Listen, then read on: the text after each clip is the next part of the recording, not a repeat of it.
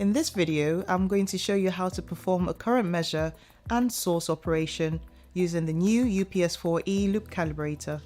Druck's UPS4E is a pocket-sized, rugged loop calibrator designed as an essential tool for loop testing, process control current loops, and current devices.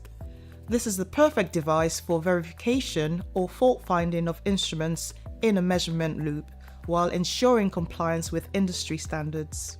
For our first test, we're going to perform a 5-point loop check using the Druck RTX 2000 pressure transmitter as our device on the test. Power on the device and select the required mode for the calibration by pressing the mode button to current measure with 24 volts and pressing the enter button to confirm. To begin, connect the UPS4E to the DUT.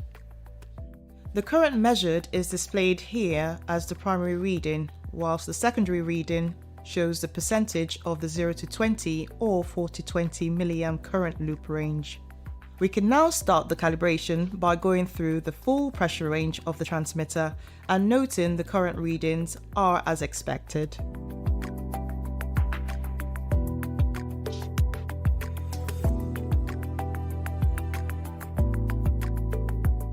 We have now completed a loop check. The next test we're going to demonstrate is to check if a device on the test is measuring and displaying the correct current detected. For this demonstration, we will use the Druck DPI620G as the DUT and the UPS4E as the current source. Select the required mode for the calibration by pressing the mode button to current source with 24 volts and enter to confirm. For current sourcing, there are 4 modes available: manual, linear, flow, and valve, depending on the device on the test. Press the left-right buttons to scroll to the required mode and press enter to confirm. Next, we need to select the current source method.